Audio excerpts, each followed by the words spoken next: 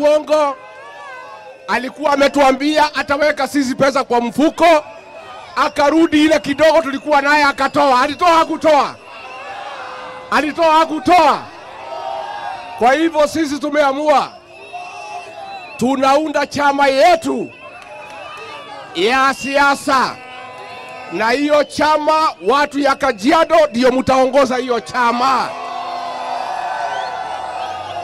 Na chama yetu mpya tutatangaza mwezi wa 5, na national chairman wa chama chetu mpya atatoka hapa Kajiado.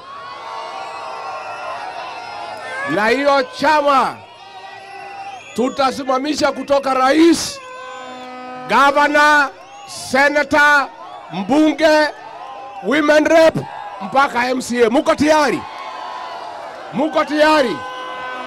Muko tayari? Na ndio maana raundi hii tunamwambia Wakenya wameamua.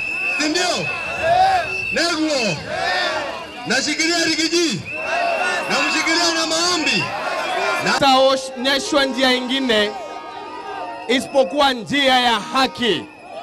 Njia ya kusimama na haki. Njia ya kusimama na watu wa ukweli. Njia ya kusimama na truthful man. Mtu ambaye anasema ukweli. Uongo katika nchi yetu ya Kenya haitatupeleka mahali.